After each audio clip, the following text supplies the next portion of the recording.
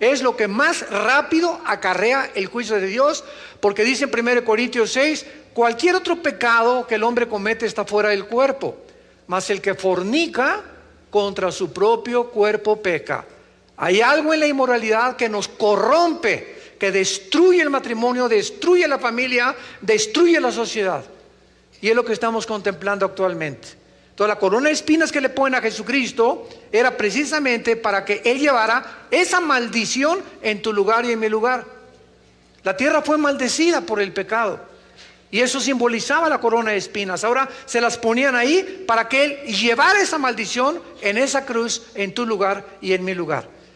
Qué buenas noticias tenemos de que podemos sabernos libres de esa maldición cuando tenemos a Jesucristo como nuestro Señor y Salvador. Pero después de la resurrección, Cristo se presenta a los discípulos, pues ya glorificado, ¿verdad? Con un pelo blanco que le llegaba a más o menos hasta los hombros, una vestidura de lino fino, un cinto de oro, los ojos refulgentes como truenos, los pies refulgentes como el bronce bruñido. Y este es el personaje que se presenta en el capítulo 1 del Apocalipsis. Y cuando Jesucristo se presenta a Juan cae completamente desmayado a un lado cuando oye una voz por atrás que le dice: yo soy el que estuve muerto, mas he aquí que vivo por los siglos de los siglos. Y tengo ahora las llaves de la muerte y tengo las llaves del infierno. Escribe las cosas que te voy a dictar, escribe lo que es el capítulo 1, escribe las cosas que son, que es el capítulo 2 y 3 de Apocalipsis, y escribe las cosas que serán de Apocalipsis 4 hasta Apocalipsis 19. Entonces el Apocalipsis está bosquejado en el capítulo 1, versículo 19, donde Jesucristo le dice lo que has visto, lo que es y lo que ha de ser después de esto. Y comienza Jesucristo a mandar un mensaje a través de los líderes de las iglesias, a las 7 iglesias que en aquel tiempo se encontraban en el Asia Menor, en lo que es casi ahorita todo el Asia Menor, que lo que es la parte de Turquía. Ahí se encontraban, y es interesante cuando lleguemos a Pérgamo que Turquía era el centro del trono de Satanás. Entonces vemos nosotros aquí en estos mensajes a las 7 iglesias que el número 7 en la Biblia es el número de lo que está completo, de lo que está perfecto. El 1 es el número de la unidad, el 2 es el número del testimonio, por eso Jesús los mandaba a los discípulos de 2 en 2. El 3 es el número de la Trinidad, el 5 es el número de la gracia, el 6 es el número de nosotros, porque en el 6º día fuimos creados. Por eso el símbolo del anticristo es 6, 6, 6.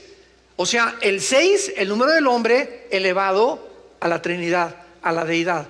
El hombre haciéndose Dios, que fue lo que Satanás le dijo a Eva desde el principio: serán como los dioses. La palabra Elohim es en plural dioses. Entonces Jesús en el versículo 1 del capítulo 2 le manda a Éfeso la primera corrección, diciéndoles que aunque ellos habían hecho muchas cosas en la iglesia buenas, hay cantidad de gente que hace cosas buenas, que ha comido del árbol del conocimiento del bien y del mal, que no hace cosas malas, no las hace en la energía del espíritu, las hace en la energía de la carne. El otro día tenía yo una discusión con unas personas que nos decían: es que los tibetanos viven vidas más consagradas que muchos cristianos. Se retiran allá en las montañas, no beben, no toman café, no toman cerveza, no ven televisión, no tienen Netflix, no tienen internet en sus casas. Y es la forma en la que el diablo engañó a la humanidad cuando Roma absorbe del hinduismo lo que se llama el aislamiento, o la vida del monasterio, o la vida de los conventos. Salirnos del mundo para no estar en las tentaciones del mundo, no hacer nada malo, y ahí estar encerrados, encontrando a Dios, viviendo en lo que se supone que es la verdadera espiritualidad. Entonces, qué interesante, ¿verdad? Que Roma absorbió esto para poder asociar: si eres pobre, eres espiritual; Si eres espiritual, tienes que andar en una carcacha, con zapatos rotos, o en un convento, o vivir humildemente. Y cuando venimos a la Biblia, encontramos lo contrario. No es el dinero el problema, es el amor al dinero. Entonces Dios no está en contra de los ricos, ni tampoco Dios odia a los ricos. Dios odia que los ricos vivan para ellos mismos, ambicionando y amontonando para ellos. Así hay también pobres que son ambiciosos y que son orgullosos y que son avaros también. Entonces, todos estos misterios y todas estas tinieblas que cubren la mente humana de tantas concepciones completamente equivocadas, venimos a la Biblia y se nos caen las vendas y comenzamos a ver claramente como Dios quiere que nosotros veamos, o tener una cosmovisión adecuada de lo que Dios quiere que nosotros seamos y veamos en el mundo. Y esta iglesia de Éfeso, la primera iglesia, eran iglesias que eran pacientes, testificaban, repartían volantes, trabajaban arduamente, y Dios les dice: han perdido su primer amor. No vale nada de lo que han hecho, porque lo hicieron en la energía de la carne. O sea, hay mucha gente, para concluir, que se consagra exteriormente sin tener una relación con Jesús. Entonces tú puedes hacer muchas cosas porque la carne es muy consagrada, pero solo Dios sabe la motivación por lo cual hacemos lo que estamos haciendo. Y en la iglesia de Esmirna, que es la que nos toca ahora, versículo 8 del capítulo 2, veamos cuál es este mensaje, que es la segunda iglesia a quien Cristo se dirige. Escribe al ángel de la iglesia en Esmirna. Y vemos que en todas las presentaciones Jesús se presenta como se presentó en el capítulo 1 al apóstol Juan. Y le dice a Esmirna: yo soy el primero y el postrero, el que estuve muerto y vivió. Dice esto: yo conozco tus obras y tu tribulación y tu pobreza, pero tú eres rico, y la blasfemia de los que se dicen ser judíos y no lo son, sino sinagoga de Satanás. No temas en nada lo que vas a padecer. Aquí echará a algunos de vosotros en la cárcel, para que seáis probados, y tendréis tribulación por 10 días. Sé fiel hasta la muerte, y yo te daré la corona de la vida. El que tiene oído, oiga lo que el Espíritu dice a las iglesias. No sufrirá de la segunda. Y escribe al ángel de la iglesia en Pérgamo, que es la iglesia que sigue en tercer lugar. Veamos en primer lugar que Jesús se dirige a todas las iglesias diciéndoles: yo conozco desde que tú te levantas, ¿qué estás pensando? Yo conozco qué desayunas. Yo conozco a quién ves cuando estás en la calle. Yo conozco tus pensamientos desde lejos. Sé precisamente lo que estás arguyendo, lo que estás planeando, lo que estás conspirando. Yo conozco absolutamente todo lo que haces. Y si Dios conoce todo lo que nosotros, muy lógico, como dice el Salmo 139, ni las palabras están en mi boca cuando Dios conoce lo que voy a hablar. Esto es una omnisciencia impresionante que le corresponde solamente a Dios y no la tiene Satanás. ¿Recuerdan ustedes cuando Abraham quiso ofrecer a Isaac en el capítulo 22 del libro del Génesis, que ya que estaba dispuesto a levantar el cuchillo, se levantó un ángel y le detuvo el cuchillo, y entonces el ángel revela uno de los nombres más profundos de la deidad? Y el ángel le dice: ya he visto que temes a Dios, Dios proveerá. Y esta palabra en el hebreo, Yahweh Jireh, significa, y tiene dos significados, porque en el hebreo una palabra tiene 5 o 6 significados, dependiendo el contexto en el que se usa. Entonces la palabra Yahweh Jireh significa Dios proveerá. Pero al mismo tiempo que significa que Dios proveerá, también significa Dios ve. En otras palabras, cuando Dios ve tu necesidad, Él va a proveer. Dios no te da lo que tú quieres, ni a mí tampoco. Dios nos da lo que necesitamos. Entonces, si muchos de ustedes ahorita quieren muchas cosas y no las tienen, es porque simplemente Dios sabe que no las necesitas. Porque si las necesitaras, Él las va a proveer. Buscar el reino de Dios y su justicia, y las demás cosas Dios las suplirá, Dios las proveerá por añadidura.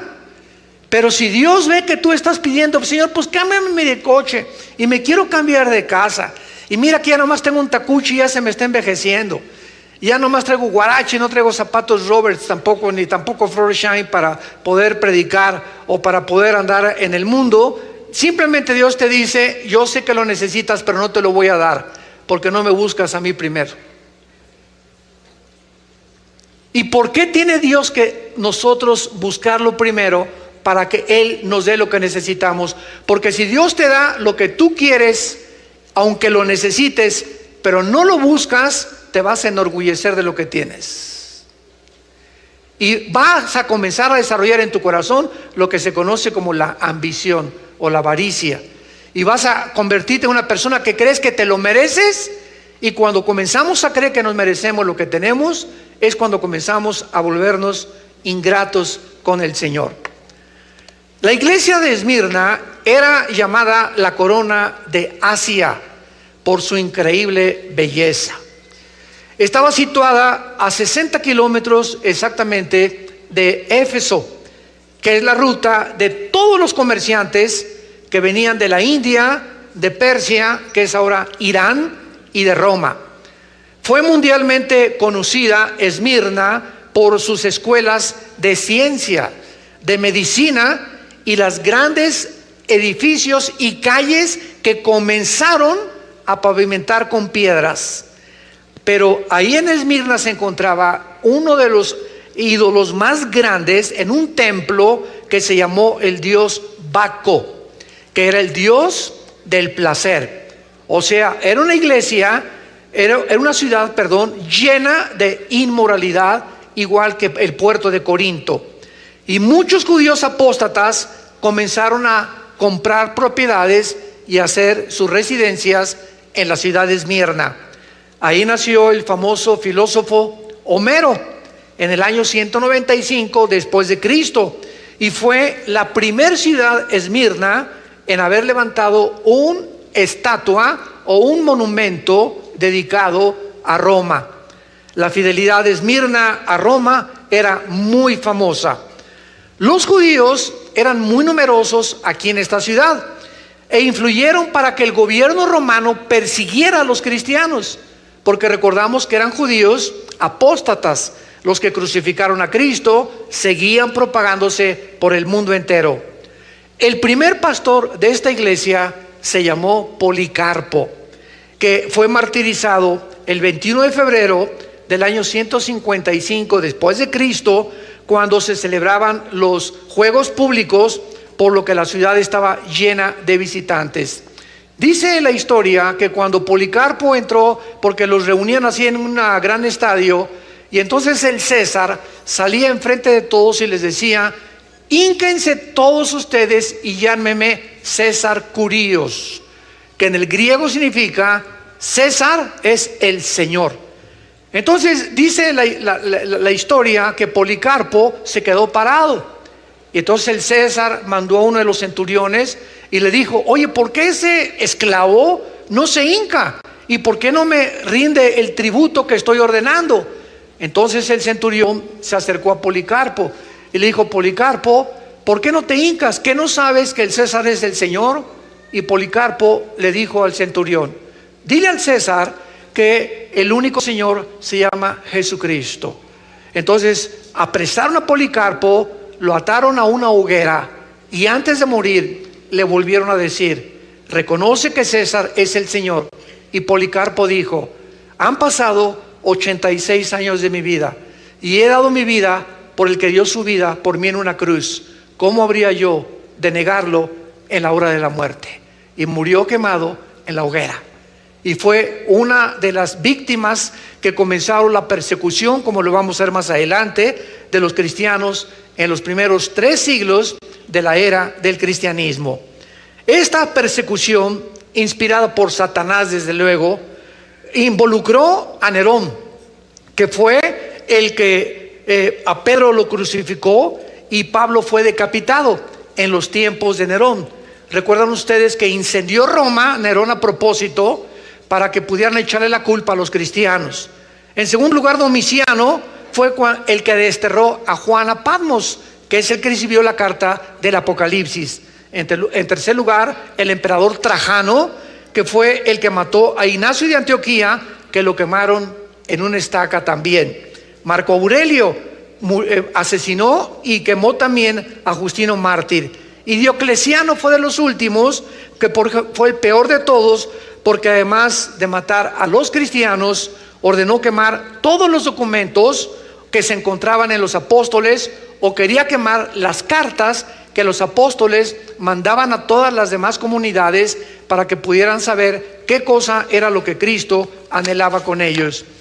Damas y caballeros santos de Dios, durante 300 años de la época cristiana, de la era, los últimos 2000 años, los cristianos eran amontonados en pilas, amarraban a perros o a animales a sus espaldas para que los mordieran y los mataran y los enterraran en sus excrementos.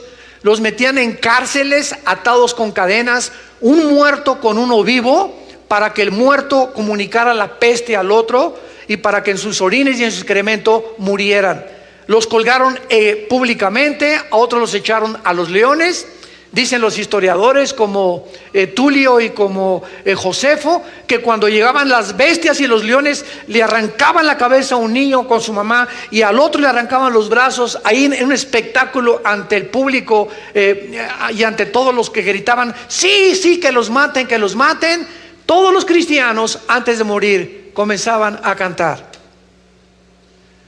tu fidelidad es grande, tu fidelidad incomparable es, nadie como tú, bendito Dios, grande es tu fidelidad.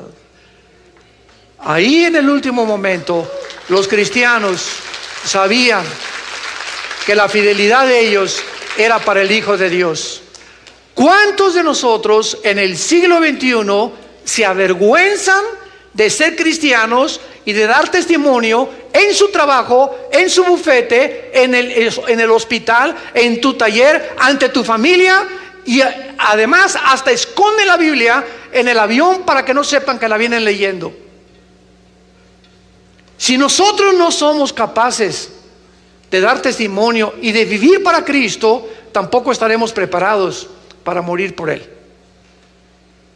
Y Dios conoce a esas personas que lo han negado públicamente, que se han avergonzado de Él, y esto es precisamente el consejo que el apóstol Pablo le dio a su discípulo Timoteo en su segunda carta, versículo 8 en adelante: porque no nos ha dado Dios espíritu de cobardía.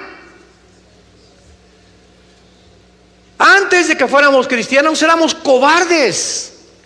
Tengo miedo de mi esposo, tengo miedo de mi esposa, tengo miedo de mi jefe de mi trabajo, tengo miedo del gobierno, tengo miedo que mi esposo se muera y yo no tenga ni seguro social, hermano. Tengo miedo de esto. Estábamos llenos de temores, le teníamos miedo al mundo, miedo a la gente, de lo que va a pasar. Miedo a mi suegra, miedo a mi compadre, miedo a mis propios familiares. Y cuando el Espíritu Santo viene a nuestras vidas, es precisamente para erradicar ese temor y sacarlo fuera de nosotros. No nos ha dado Dios un espíritu de cobardía. El Espíritu Santo entra en nuestra vida para enfrentarnos a un mundo hostil a nosotros. Y muchas veces la misma persecución comienza en nuestra propia familia. No ha habido ninguna persona que se haya convertido que no haya sido perseguido por su propia familia. En nuestra familia principalmente recuerdo cuando mi hermano Alejandro se convirtió, él fue el primero. Inmediatamente: ya te cambiaste de religión. Yo fui el primero en perseguir a mi hermano. Es más, un día estuvo hasta dispuesto. Llegó con 2 o 3 cristianos. Yo andaba con una pistola Brownie 9 milímetros desde los 15 años aquí atrás de mi pantalón. Se la puse a mi hermano y a los cristianos y les dije: si ustedes llegan a mi casa otra vez, los mato. Así de enchamucado estaba yo. El gadareno era Pinocho comparado. Y mi hermano, me acuerdo que sudando y viéndome, ¿verdad? Mi hermano Alejandro, que es el director ahorita de ITI, me dijo, así me lo dijo, ¿verdad? Si tú mantienes esa actitud, hermano, te vas a ir al infierno. Dije, no me voy a la misión del infierno. Pero después, cuando Dios me toca, me convierto yo. Después vienen mis hermanas. Y ahorita, ¿verdad? Gracias a Dios, mamá, que tiene 92 años, fue la última en convertirse. Pero Dios alcanza a toda tu familia si tú aguantas la persecución.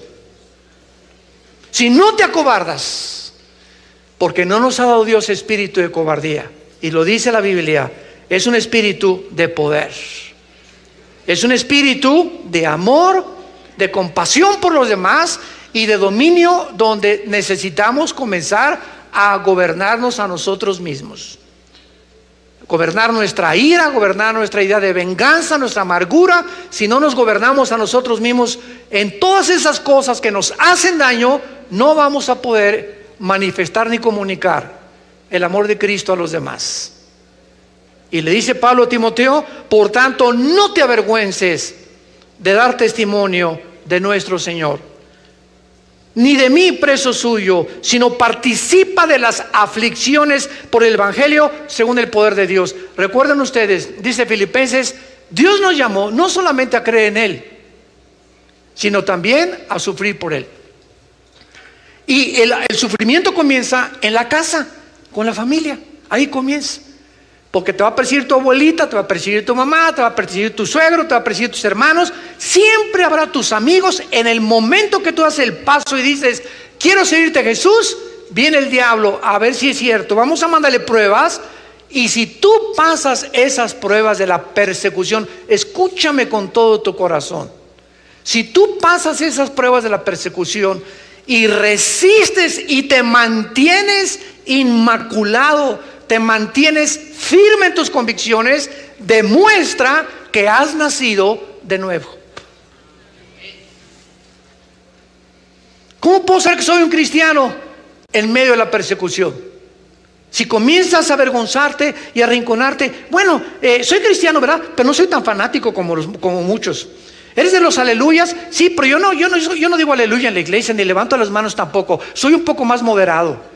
Y y te comienza la gente, sí, diles, ¿y qué? Tú cuando vas y gana el América, levanta las dos manos. Y a mí me vienes a criticar porque en la iglesia las levante yo, por el amor de Dios. Vemos nosotros pues en el libro de Hebreos capítulo 11, Hebreos 11, cómo se describe la persecución de la iglesia en los primeros 300 años del cristianismo.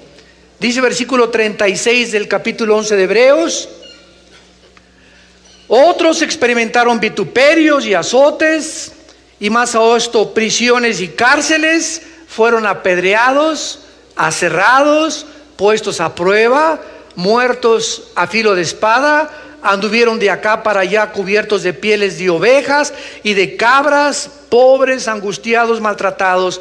Y tú aquí en Metepec, tranquilo, quejándote. Si tan solo supiéramos lo que es vivir para Jesús, y si fuéramos más agradecidos con lo que tenemos, y estamos 1000 veces mejor que muchos pueblos y que muchas naciones que ahorita están sufriendo, como en los refugiados de Siria, van más de 4 o 5 millones de personas entrando a Italia y quieren entrar a Turquía ahora. Alemania ha recibido algunos, Francia, etcétera, etcétera, que salen simplemente con lo que traen cargando de su casa.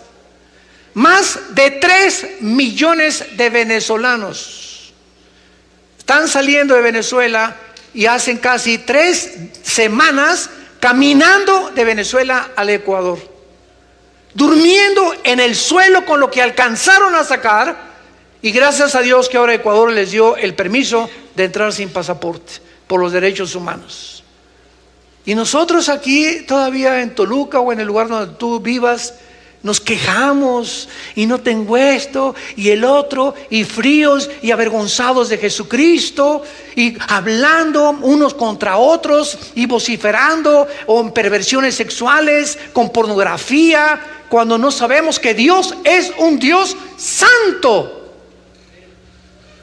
que anhela de nosotros lo más precioso que podemos sacar. Dice Jeremías: si tú sacas lo vil de ti, te usaré, dice el Señor, y te restauraré y te mostraré que es necesaria la santidad para que podamos ser usados por Dios y podamos ser bendecidos por Dios.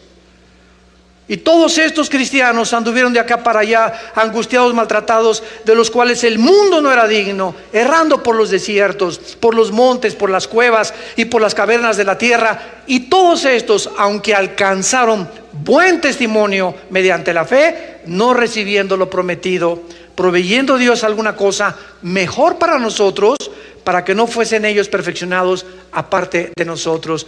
Ellos murieron y nunca tuvieron su coche, muchos no se llegaron a casar, muchos no lograron formar una familia, muchos ni siquiera alcanzaron a tener nunca una cuenta en el banco, y todas las cosas que anhelamos, por las cuales la mayor parte de la sociedad lucha y persigue, ellos murieron sin nada de esas cosas.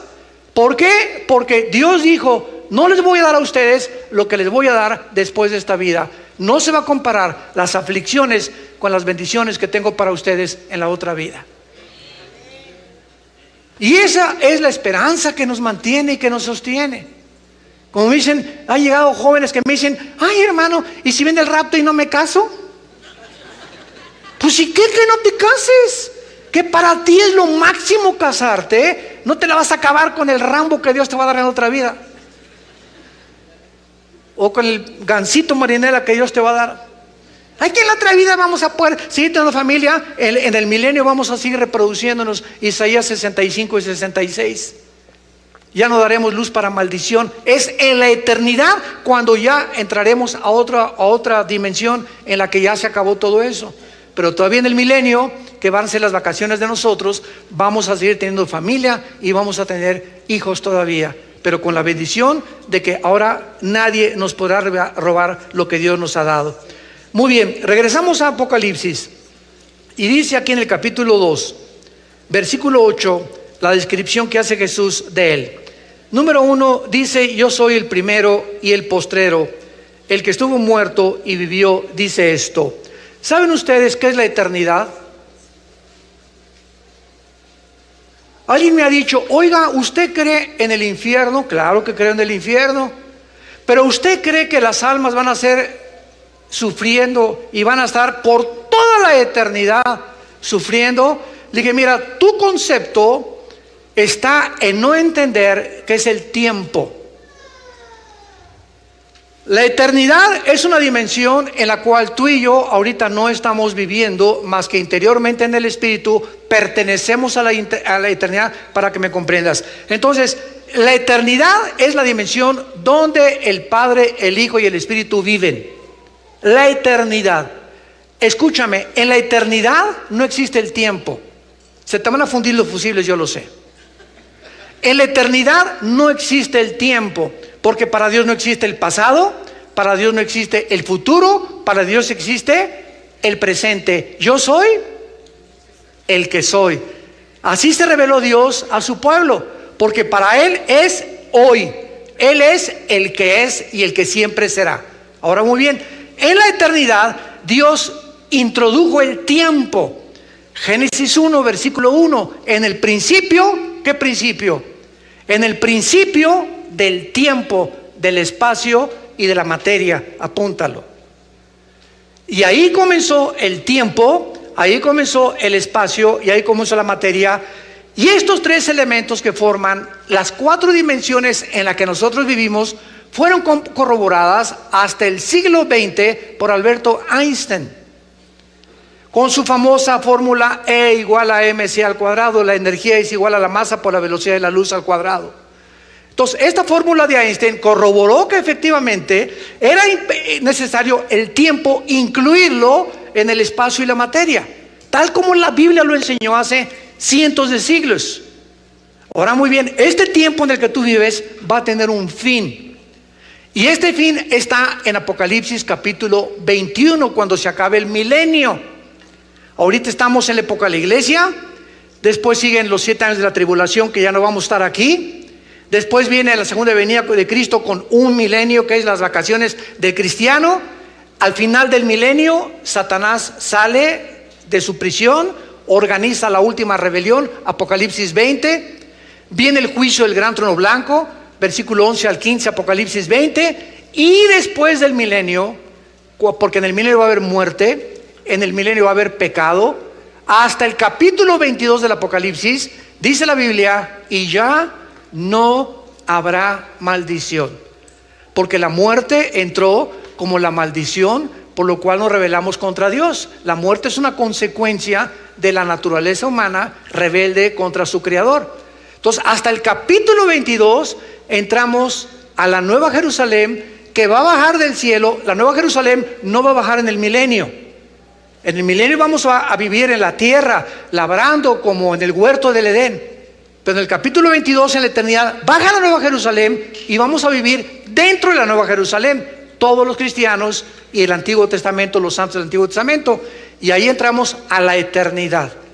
Entonces, cuando hablamos nosotros que una alma va a sufrir por los siglos de los siglos, creemos que el tiempo es así. El tiempo comenzó y va a sufrir por los siglos de los siglos de los siglos. Para nosotros la eternidad es esto. Y estamos equivocados, porque esa no es la eternidad. Ese es el tiempo. La eternidad no está en el tiempo. Cuando venga Cristo, desaparece el tiempo. Así que lo más lógico y probable, ¿verdad?, es que esas almas condenadas en el infierno, condenadas en el lago de fuego, van a llegar al momento en el que Dios decidirá qué hacer con ellas, pero pasarán el lago de fuego. Pero no es por los siglos de los siglos de los siglos, porque los siglos de los siglos de los siglos se acaba cuando termina el tiempo. ¿Aprendieron algo? En 6 meses lo vas a entender. Bueno, cuando Jesús dice yo soy el primero y yo soy el último, Jesús está diciendo yo soy el que inicia tu vida, yo soy el que termina tu vida. El que comenzó la obra la terminará. Él es el autor y el consumador de la fe. Él es el primero desde el principio que inició el tiempo, porque Él es eterno y entra al tiempo el Hijo de Dios para manifestarse con nosotros, y Él es el último. Ahora síganme con mucho cuidado. Si Jesucristo es el primero y todo lo que ha pasado en el Antiguo Testamento se ha cumplido, sobre todo en el siglo XX, y Jesucristo es el último, ¿dónde estamos nosotros? ¿Perdón?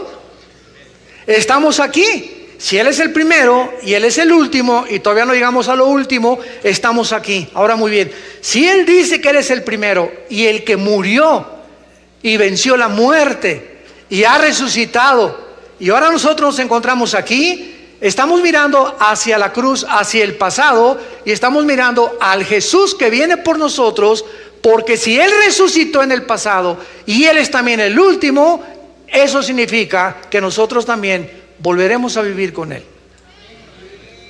Que lo que Él dijo del futuro es igual de cierto que lo que Él dijo del pasado. Entonces es maravilloso como Él se revela a esta iglesia, que esta iglesia es la única, esta Esmirna, con otra iglesia que no les llama al arrepentimiento. Y veamos por qué.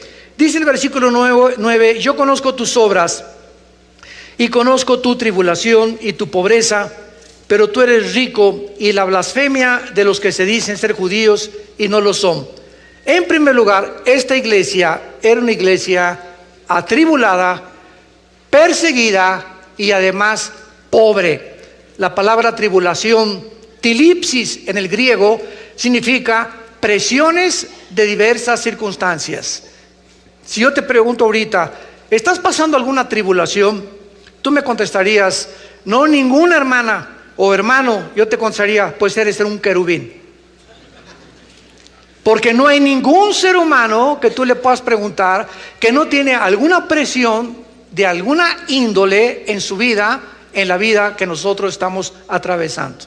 Estamos en un mundo así, estamos en medio, y es un mundo que nos quiere apretar. Y primero, traiciones, persecuciones, hablan mal de ti, te maldicen, pornografía, inmoralidad. Es como un imán que nos jala el mundo y nos quiere sacar de este libro, y si nos despegamos de este libro ya estamos en el mundo y ya no tenemos el poder del Espíritu Santo para poder resistir. Unidos a la palabra y unidos a Jesús todos los días, el mundo no tiene influencia sobre nosotros. En otras palabras, si tu condición interna espiritual está blindada, si interiormente tú tienes todos los días comunión con Jesús y estás cerca de su palabra, te blindas internamente para que la presión de afuera no entre a ti. Pero si tú dejas de tener contacto con este libro y con el Señor Jesucristo todos los días, ¿qué es lo que va a pasar? Te sales completamente de la cobertura de Dios, porque el ángel de Dios acampa alrededor de los que le temen. Y si tú no vives en la palabra y no vives con Jesús, no puedas decir ni atreverte que tú temes a Dios, porque lo estás tomando como una persona mentirosa. Porque si tú no lees la palabra ni lees con Jesús y te dices cristiano y no crees que necesitas una relación diaria de comunión con Jesucristo en el secreto del Señor, no eres cristiano. Eres religioso y vas a hacer muchas cosas del cristianismo que hasta los monjes, repito, y hasta los que están en los conventos hacen mejor que nosotros. ¿Por qué? Porque tu energía es de la carne y no es del espíritu. Es importante que recordemos algo. Cuando pensamos en el desierto, ¿en qué pensamos? El desierto fue un lugar vacío, desolado, rocas, lagartijas hay de vez en cuando que se aparecen. No hay ruido, no hay nada. Cuando pensamos en el desierto, esto es lo primero que viene a nuestra mente. ¿Saben ustedes cuál es la palabra hebrea para desierto? Mid, M de mamá, y latina, D de David. Bar. Mid, bar. Nadie apunta. Qué buena memoria tienen todos. Sin embargo, la palabra bar viene de la palabra abar. Abar, que significa en el hebreo palabra. Entonces, el desierto es un lugar santo. El desierto es la escuela más grande que Dios tiene para nosotros. Síganme con mucho cuidado. Y cuando hablamos nosotros que Dios llamó a Moisés 40 años al desierto, a no ver ni Netflix, ni televisión, ni internet, ni nada. Cuando llamó 40 días a Elías y 40 días a Jesucristo a aislarse durante ese tiempo, ¿por qué lo hizo Dios? Porque el desierto es un lugar santo, porque es el único lugar donde no tenemos distracciones. En Jeremías 23 dice el profeta: ¿quién estuvo en el secreto de Jehová? Que es el desierto.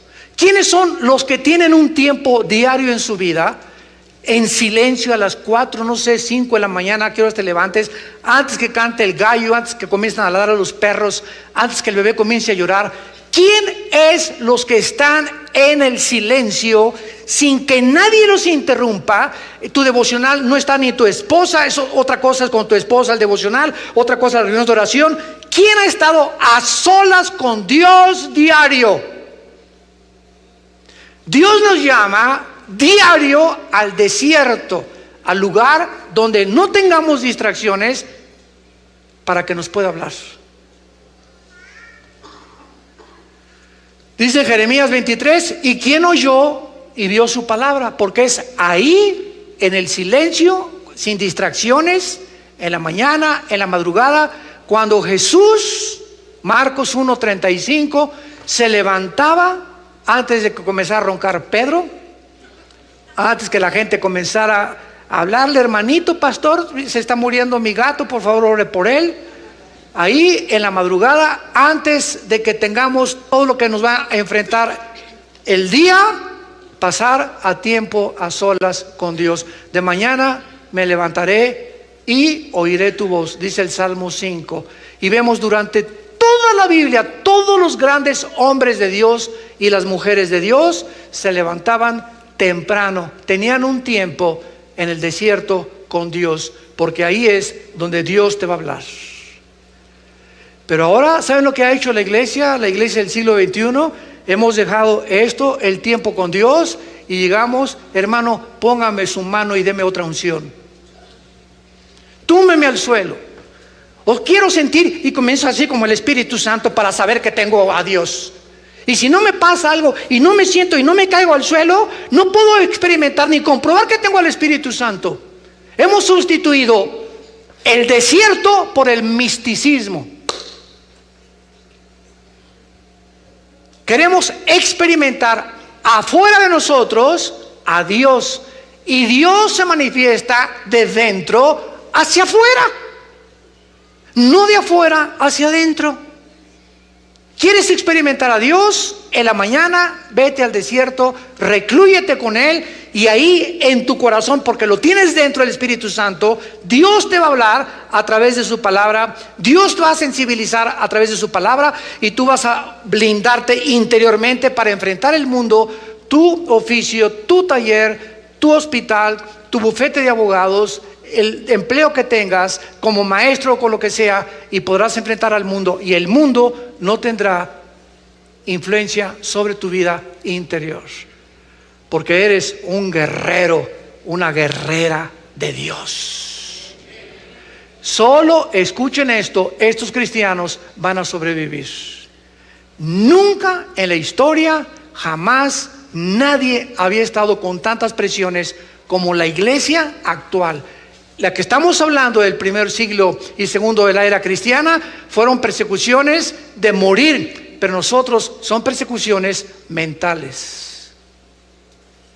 Estamos siendo presionados por millones de demonios. El Espíritu dice claramente que en los últimos tiempos muchos apostatarán de la fe, escuchando doctrinas de demonios en los últimos tiempos, que son los tiempos que estamos viviendo.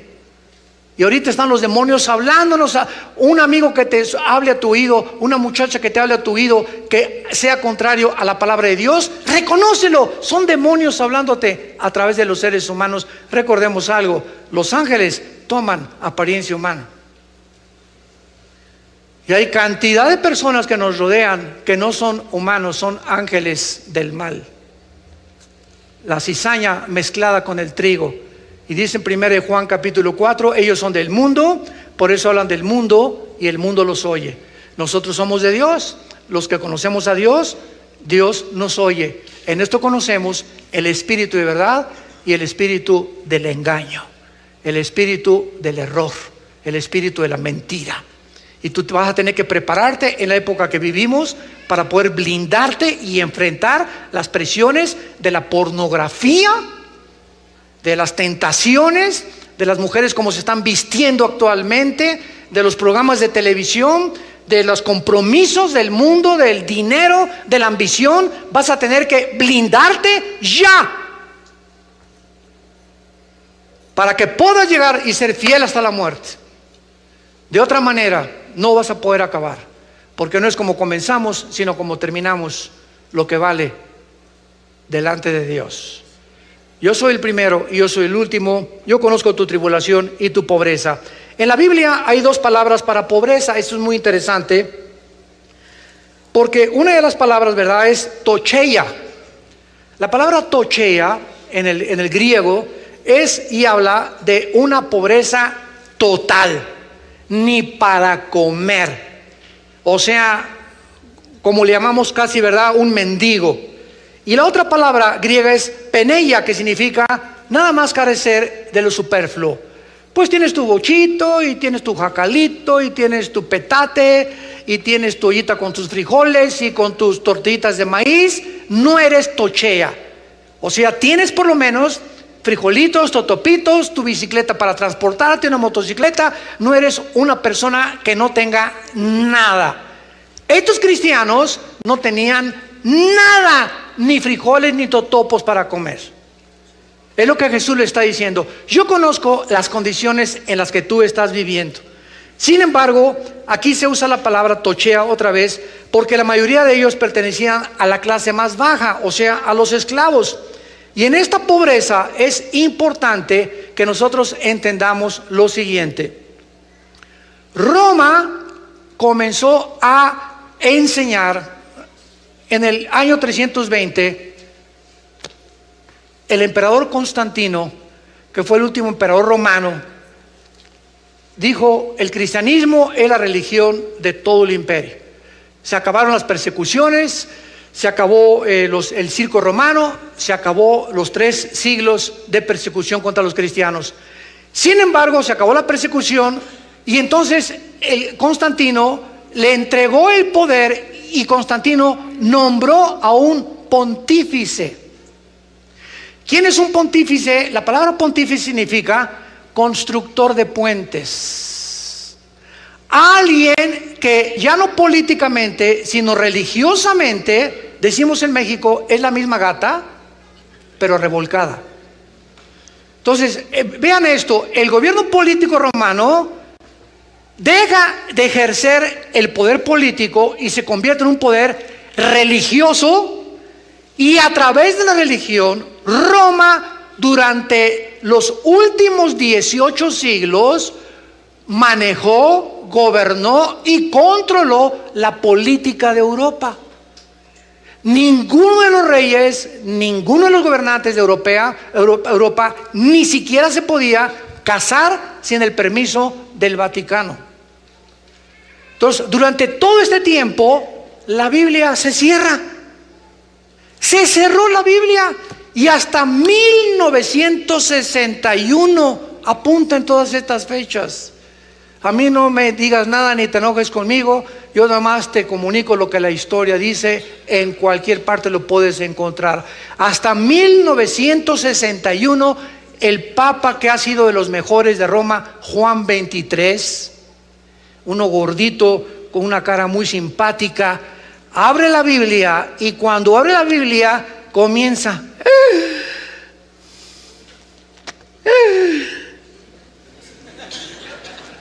Jesús, María y José y el burrito que los acompañan. Juan 23 descubre que dentro de la tradición romana se introdujeron 36 herejías que no están aquí en la palabra de Dios. Una de ellas, el celibato sacerdotal. Todos ustedes esta semana lo han escuchado. Miles de niños en Pensilvania y en Washington, Estados Unidos, violados por ministros religiosos pederastas. Miles de niños. Y sigue la mata dando ahora en Inglaterra y en Irlanda. Ya están saliendo también las cosas de monjitas, ¿verdad? Violadas. ¿Y todo por qué? Porque ya el momento en que Roma dice: tú quieres servir a Dios, no debes de casarte. Cuando la Biblia, la misma Biblia, Torres Amad, Nácar Colunga y la de Jerusalén, que son traducciones católicas, en estas mismas Biblias se le enseña, 1 Timoteo capítulo 3, que los supervisores de la iglesia, que los ministros de la iglesia, que los curas de la iglesia, como le quieras llamar, sean casados, padre de familia, para evitar la fornicación precisamente. Y todos estos miles de curas o sacerdotes, como les llaman, aunque no son sacerdotes bíblicamente, ¿qué hacen, verdad? Pues buscan a niños porque se les prohíbe casarse y con alguien tienen que desencadenar algo que por naturaleza es santo, que es el sexo. Pero Dios permite el sexo en el matrimonio, no fuera el matrimonio. Entonces vemos que lo que está pasando es contra natura por algo que fueron y comunicaron ajeno a la palabra de Dios. Y en segundo lugar, comenzaron a decretar de que si tú eres siervo de Dios o quieres ser padre y quieres ser cura, yo se los digo porque yo quise ser sacerdote a los 14 años de edad. Fuimos educados en colegio de lasallistas, mi hermano y yo. A los 13 años me convencieron que yo tenía que ser cura y me metí a un noviciado en Acapulco. Ya les conté el testimonio algún día, ¿verdad? Que cuando vi por ahí una güerita, parecía a mi esposa, a lo mejor fue ella misma, ¿verdad? Soñé con ella y le hablé a mi papá y le dije: ¿sabes qué? Cuando me dijeron: tú no te puedes casar, tienes que hacer voto de celibato, dije: ahí se ven, para no decir otra cosa. porque a mí me gustan las mujeres. Mi papá estaba feliz, ¿verdad? Brincó el gusto. Él no quería que yo me involucrara ahí. Éramos muy, muy católicos, pero mi papá no quería que yo me involucrara ahí, tal vez porque también tenía ya sus dudas. Y entonces se obligó, ¿verdad?, a que no se casaran, y se obligó a ser pobres. Y si vas a ser cura, no te cases. ¿Por qué? Porque si te casas, tienes familia, tienes hijos y ya no tienes dinero para mandar al Vaticano. Lo vas a ganar en tu familia. Y si eres soltero y no te casas, el dinero lo mandas a Roma. Y Roma se convierte, y hasta ahorita es el centro de la riqueza más grande del mundo entero. Un solo cuadro de Leonardo da Vinci, que tú vayas al Vaticano y lo veas, y las pinturas o las esculturas de Miguel Ángel valen 50, 100 millones de dólares, que podrían alimentar a una población completa de una nación. Ya no quiero seguir hablando, pero dice la Biblia, ser pobre no significa que Dios esté en contra de ti. Yo conozco tu pobreza, porque ahora vean ustedes, Roma dice no, para ser espiritual tiene que ser pobre. Fíjense lo que es el diablo. Y ahorita en los últimos 30 años de la iglesia cristiana, ¿saben lo que se comenzó a predicar? La teología de la prosperidad. Ahora no, ahora tú necesitas, para ser espiritual y para ver que Dios te bendiga, tener una iglesia con candeleros de oro, cortinas persas, alfombras persas. Y si eres pobre es porque no eres próspero y porque Dios no te bendiga. Estás bajo una maldición. Y se llevó al extremo. Ahora para ser espiritual necesitas ser ricos, porque si no eres rico no tienes la bendición de Dios. Eso, ¿dónde está en la Biblia? Y en 1 Timoteo capítulo 6 terminamos. El apóstol Pablo termina diciéndole con mucha sagacidad y espiritualidad a su discípulo Timoteo. 1 Timoteo capítulo 6 versículo 17. A los ricos de este siglo manda que vendan todo. ¿Eso dice? ¿Eso dice? Dios no está en contra de las riquezas, por el amor de Dios. Mándalos que no sean altivos nada más, que no sean orgullosos, porque es lo que hace el dinero muchas veces, te envanece, te enorgullece y llegas a creer que no necesitas ya ni a Dios. Y es el problema de muchos ricos, por lo cual no vienen a Dios, ni a Cristo, ni a la cruz, porque no necesitan nada. Yo no necesito a Jesús si tengo todo. Este es el problema, pero no es el dinero, es el amor que le tienen a las riquezas. Que no sean altivos, ni pongan la esperanza en las riquezas, las cuales son inciertas, sino en el Dios vivo que nos da todas las cosas en abundancia para que las disfrutemos. Si tienes un Ferrari el lunes, y un Lamborghini el martes, y un Bentley el miércoles, y un Corvette el jueves, ¿no está contigo Dios? Ni los pobres también. Esos ricos tienen la culpa, que fue la teología del evangelio y del comunismo que se propagó en Latinoamérica. Esos imperialistas yanquis, y por la envidia de los ricos nosotros estamos así. No es cierto, no fue así. Es una mentira del diablo. Entonces no tenemos por qué. Eso fue lo que Marx quería. Derribemos a la clase de la burguesía, y el proletariado podrá repartir las riquezas. Y cuando los pobres alcanzan ese puesto y derriban a los que creen ricos, echándole la culpa que su pobreza es por esos ricos que están después de ellos, repiten el mismo error. Porque el problema no es el dinero, es el corazón del hombre.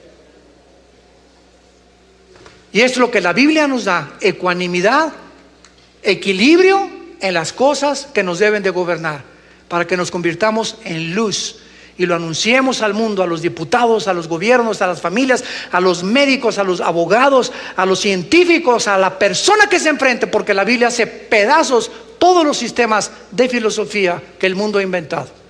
Padre, te damos gracias en esta mañana por tu palabra. Te damos gracias, Señor, porque tú eres el primero y tú eres el último. Tú conoces el principio y conoces el fin, y tú estuviste muerto.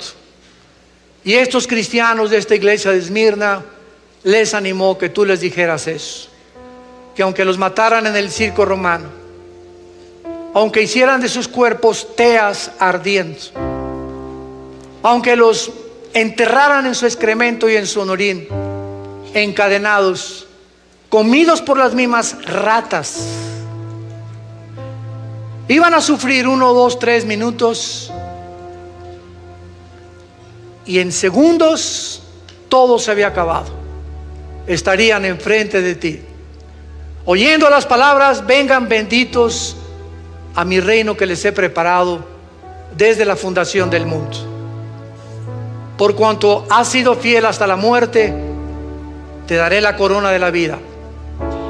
No temas, yo soy tu Dios que te esfuerzo. Yo soy tu Dios que nunca te dejaré, nunca te abandonaré, siempre estaré contigo. Y aunque andes en valle de sombras y de muerte, en medio de un mundo de lobos, que es el mundo donde vivimos, no tengas temor de nadie ni de nada, porque yo estoy contigo. Y mayor es el que está dentro de nosotros que el que está en el mundo. A ti, Jesús, te adoramos. Tu fidelidad es por todas las generaciones. Nada nos falta porque todo provees. Tú eres fiel y tú buscas que entendamos que la corta vida que nos has dado es para conocerte, porque esta es la vida eterna, que te conozcamos a ti, al único Dios vivo y verdadero. En esta mañana extendemos una invitación a todos los que nos ven por la televisión, nos escuchan por las redes sociales, a que si tú no tienes a Jesucristo en tu vida, o muchos de ustedes que se han dicho cristianos, inclusive asisten a muchas iglesias cristianas, pero no tienes una relación con Cristo, has negado a Jesús, te has avergonzado de Él con tus amigos, con tus amigas, en el lugar de tu trabajo, que te arrepientas. Arrepiéntete, porque estas 7 iglesias del Apocalipsis, 5 necesitaban arrepentirse, menos esta, la de Esmirna, que fue hallada fiel hasta la muerte. Arrepiéntete y dile: Señor, perdóname mis pecados, mi vergüenza, mi cobardía. Tal vez es porque no tengo tu Espíritu Santo. Oh Dios, creo que la cruz pagaste con tu sangre por mis pecados, que a los 3 días resucitaste de los muertos, y te pido que entres a mi corazón como mi Señor y mi Salvador. En el nombre de Jesús, amén. Gracias a Dios por su palabra. Vida Nueva para el Mundo se sostiene y propaga el mensaje de salvación de Jesucristo gracias a Dios y a tus donativos. Llevemos juntos el Evangelio de Jesucristo al mundo entero.